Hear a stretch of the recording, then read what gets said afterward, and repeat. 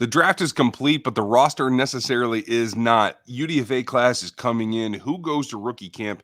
And where does each of the draft picks fit into this roster? We're talking that today on Locked On Chiefs.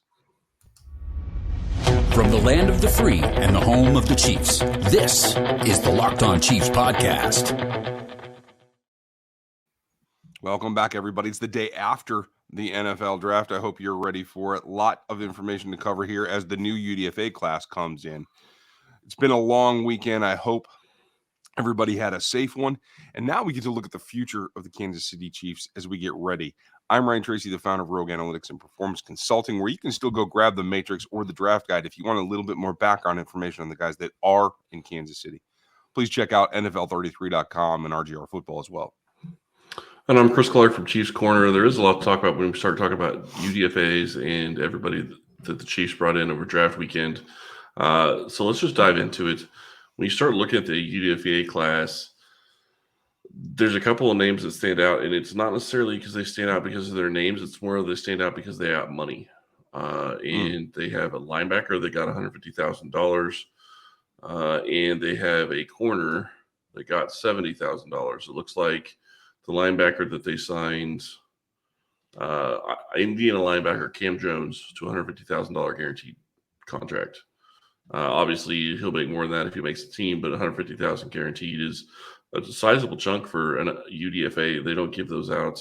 They don't give out signing bonuses to those guys a lot. The other one that got a signing bonus was Reese Taylor, got $70,000 for a signing bonus. Cam Jones had a draftable grade on the board, so I can understand that. And somewhat across the league, but definitely in Kansas City, when you hand out a cash contract to a UDFA, that usually means that you have a good chance of making this. Now, this is a linebacker position that they've been retooling and trying to get more athletic for quite a long time. So for him to come in and have a chance, he's going to have to show all of his athletic burst that I saw on film. He's a guy that comes downhill very well. He's going to have to play teams. This is generally a group that's going to make this roster only and if because of their special teams play. So Cam Jones, I do feel, has a decent shot, much like Jack Cochran last year, a guy that can work his way onto the roster, especially without Darius Harris's presence right now. I think that's a possibility. Then in terms of Taylor's also a guy that was fringe on the board. He didn't quite make mine, but he was close. And I think the Purdue corner has the ability as well to make the athletic contribution that he has to on special teams. So I think that not only does the pay scale go with what they're thinking, but so does the ability to get in and do something to help the team right away. Well, I think it's interesting as well because right now I think you already have 4 of the 5 linebacker spots pretty much set. You have 3 starters from last year. You had a guy this year in free agency that I'm sure is going to be on the roster. So 4 of those 5 guys, Jack Cochran was here last year, so that would be 5 of 5. I don't know that they really keep more than 5 linebackers, which, that's way down the line, but they haven't kept more than 5 linebackers for the past couple of years. So the space on this roster at that position is pretty small. It is. It's going to be about whether it's a 6th linebacker, whether the 5th linebacker gets taken over, or whether you fill those special teams roles with DBs. I think it's going to be a little bit more of a battle than we've seen in the past years. I don't know if it's going to boil down to it once camp starts. We should know here pretty quickly in the next couple of weeks with rookie camp and OTAs. Yeah, and when you start looking at rookie camp, we're still waiting on a lot of the UDFA signings. There could be more that are coming out. Kansas City had quite a few places to fill with the roster, with the 90-man roster, so that's something to watch. We still probably are going to get more of those. And you're going to see guys that come in for rookie tryouts as well for minicamp, so that's going to be something to watch over the next couple of days. But it is an important point to point out as well that guys like Chris Olodokun and Justin Ross have the ability to actually participate in this year's rookie minicamp because they've been here for a year. So maybe Olodokun is going to be their QB for rookie minicamp. Justin Ross can go. He can show what he's been able to do, how he looks health-wise, and that would be important for him as well. One more name I want to point out, and we can run down the whole list if you prefer, but Fresno State's Nico Remigio, I think, is a guy that's shown some kick return, a little bit of fire on wide receiver, but a guy to watch here in the early going to see how he adapts. Keep his name at the top of your list. And I will run down the list really quick, but just know that there is possibility that we're missing some because these are not announced by the team yet. So they usually don't do that until later in the week, right before rookie minicamp. You have Tarleton State University O-lineman Blake Haynes, Missouri safety Martez Manuel, Merrimack fullback Tyler Roberts. So there you go. They're bringing in a fullback. I'm sure Right. just a little bit happy. UConn TT Caleb Thomas got a minicamp invite. Let's see. Kansas State CB Ecowboy Doe. I'm not sure I'm pronouncing that right. I got a Not bad. as well. Harvard Edge Truman Jones looks like he was signed. Fresno State wide receiver Zane Pope was signed. Merrimack DB Anthony Witherstone was signed. Southern Utah punter Jake Girardi got a minicamp invite. And I haven't seen a kicker minicamp invite, so that's something to watch for as well. They do check all positions in the minicamp so they can do all the types of practices to see what they have. Minicamp invite for New Hampshire wide receiver Sean Coyne. Appalachian State O-lineman Anderson Hardy looks like he's signing with the Chiefs. Marshall safety Isaiah Norman signed with the Chiefs. Texas safety Anthony Cook signed with the Chiefs. Indiana, we've already talked about Indiana linebacker Cam Jones. Tulsa running back Deneric Prince. Now, there's a guy that might be able to get into the signing. mix given the state of the running back group. Yeah, that's a big question going into OTAs and maybe even training camp. We will not know if they're going to re-sign Jerick McKinnon for a while, I would imagine. Let's see. Jeremy Cooper from Cincinnati got a minicamp invite. North Carolina State linebacker Isaiah Moore signed with the Chiefs. Minicamp invite for Washburn wide receiver James Letcher, who is also a returner. Minicamp invite for Toledo tight end Jamal Turner. Grand Valley State O-lineman Quentin Barrow signed with the Chiefs. Minicamp invite for University of Gulf. CB Siraman Harrison Bagayago. Canadian. Bagayogo. Okay, there you go. Interesting. Minicamp invite for Louisiana Tech OT Josh Moat. Tennessee O-lineman Jerome Carvin is signing with the Chiefs. So he's rejoining Trey Smith and Wanda Morris. Fresno State wide receiver Nico Remigio signed with the Chiefs. Purdue CB Reese Taylor, we've already talked about, signed with the Chiefs. And I think in Missouri State wide receiver Ty Scott signed with the Chiefs. So that's a list of the names that we have right now. Again, there could be several more out there that we just don't have yet. Kansas City will likely release that a little bit later this week, so we will get you that information once we have it. So before we get into going over this year's draft class, I want to tell you about our friends over at Built Bar. If you're looking for a delicious snack but don't want all the sugar and calories, you need to try the best tasting protein bar ever. That is Built Bar. What makes Built Bar so good? Well, for starters, they're covered in 100% real chocolates. That's right. It's real dark chocolate, and they come in unbelievable flavors like churro, peanut butter brownie, and cookies and cream. I'm not sure how Built does it, but these bars taste like a candy bar while maintaining amazing macros. What's even better is that they are healthy. Only 130 calories and 4 grams of sugar with a whopping 17 grams of protein. And we've been telling you for years that you could get Built bars at Built.com. Well, now you can also get them at Walmart and Sam's Club. So if you are near Walmart, go to their pharmacy section and grab yourself a box of Built bars. You can pick up a 4-bar box of cookies and cream, double chocolate, or coconut puff. If you're close to Sam's Club, run in and grab a 13-bar box with hit flavors, brownie batter puff, and churro puff. You can thank us later. What we need to take a look at is where each of these draft picks falls into their roles at their positions. What are we going to see during OTAs and then clearly leading up to training camp? We should be starting at the top. So Felix Anadike Uzama clearly fits into the rotation right at the top. This is not something that you're waiting for him to come in and learn from Karlaftis and Menahue. This is jump into the fire, show me what you have. We're going to concentrate you, I think, on the outside to begin with, because they know what they have for guys who can reduce down in a Menahue and Mike Dana and in Karlaftis. Maybe you could even see running some pairs with George, because I do think the transition here is one of the key points. We saw George Karlaftis spend a lot of time with Frank Clark in this time last year, as well as early training camp.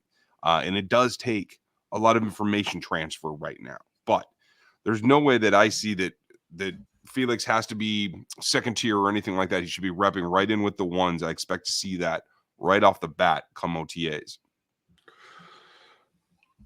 I think he's going to be rotating in with the ones. I think Amenahue's going to be the starter, but they'll let Felix try to become a starter. But the reality of that position is likely he's going to play 30 to 40% of the snaps to start the year, unless he really takes over that starting starting D end role. And if he does that, then maybe he's going to get 50 or 60% of the snaps. But I just don't know that I see that year one right off the bat. But he's got all training camp to compete, and I think that that's really where you want him. Is he's a guy that's going to be able to come in and still give you a lot of value for what you got him where you drafted him. It just may not be a starter day one. Yeah, no, I mean for OTAs, this pre-trial, they're going to let him run with the ones. They need to, because they got to get him up to speed. A man who doesn't need that many reps. So while I agree with you, I think he's probably the week one starter. They don't need to see him be with the starting group 80% of the time now. They got to let Felix get in there and show what he can do and try to get adapted. So I hope that is the process that they go through. It's a really unique group. And as much as I'd like to say that you could add some more firepower, I think Felix's firepower added to George Karlaftis, the ability to crush the edge on one side and come around it to the other. The question for me is going to be alignment on first down. How tight do they play him to the tackle space? And do they leave him a little breathing room? Because I think that's going to be important as a rookie. But he's certainly a guy that's going to be right in the mix. The question for me is Rashee Rice in the same situation? Because I'm not so convinced. No, I agree with you. I think that he's a guy that's really going to struggle to make the starting lineup and really maybe even be a guy that gets a lot of first string reps right away. That's going to be the interesting thing, is how does he pick the offense up? How quickly does he pick it up? If he picks up the offense quickly, then he has a chance to really contribute his first year. But that's the problem with rookies in Andy Reid's system, is they have to be able to play all three positions. And that's really where Sky Moore struggled last year. So while we expect to see Sky Moore to take a big step up, Rashee Rice maybe in Sky Moore's position from last year. The other question that you have to ask is, does he, whose position is he going to take over? Kadarius Toney is obviously going to be a starter. You would imagine that Sky Moore is going to be a starter and MVS is going to be a starter. So, Rice is more of your X-type wide receiver. He's going to be playing more outside. So, I mean, that's going to be a role that he's going to struggle, I would think, to take over from MVS, but it would be a positive if he had a chance to. Yeah, it certainly would. And I do think there'll be a rotation, a similar situation where, MVS is the elder statesman. He can help point things out. The number of reps is not necessarily what you have to focus on for MVS here in OTAs. So I think you want to get him in there, see what Rice can do, where they align him. I expect a lot to be thrown at him right away, meaning all three positions, moving around. If we see him be the motion man, I think that's going to be interesting as well, because then they're working to make him the hot route. And I think that's a good way to go, because I think it lessens some of the pressure on Sky Moore. So I'd like to see them wrinkle that into the offense early, and then they can evolve it from there. But I think we should also address just before, Wanye Morris should be a guy that comes in and reps right away at the right tackle spot. I don't think we even know the status of the injury to Lucas Niang right now. So that's one that is completely up in the air to me, depending on Lucas Niang's injury. I have no idea who's going to start here in OTAs with the ones, and maybe they're going to platoon if Lucas is good to go. But that's the one that I'm really waiting to see. Yeah, and obviously Wanya Morris is going to be your number one when it goes to rookie minicamp later this weekend, which that is actually this coming weekend. So we will have that covered as well. But when you start looking at the OTAs, I fully expect that Lucas Niang is going to be their guy, at least at first string, unless Wanya Morris shows out in rookie minicamp and understands the system, understands what he's supposed to be able to do, and then maybe he pushes Lucas Niang. Niang was healthy enough to be on the roster last year. He didn't really play much, but he did some special teams, so he was healthy enough to do that. So I would imagine at this point he's back enough to where he can be involved and be the first string guy. And Wanya Morris is going to have to take the job for him, and that probably isn't going to be something that I would imagine would change until maybe even training camp, just because when the pads come on is when the linemen really get into it. Yeah, I think that could be the delineating point too. Now, they're not the only guys. What do the rest of the day 3 selections have in terms of their battle here in OTAs? We'll get to that right after this. When we Really take quickly, a look at day 3. Oh, sorry. Nope. I just want to say really quickly, we hope that you all enjoyed our NFL draft coverage. We're going to have a lot more coming over this next week, and we're going to have a lot more coming in the coming weeks when they get into OTAs, and we have a lot more information to share. But we also do want to thank our everydayers out there. We're here every day for you. We will have you covered, and we will get you the information that you want to hear. Sorry, go ahead and start talking about the day 3 guys. I just want to throw that out there. I was just going to say that as a group, normally day 3 draft picks aren't going to be someone that's heavily in the OTA rotation right away. But I do think there's a chance here for a couple of guys, and I'll explain why.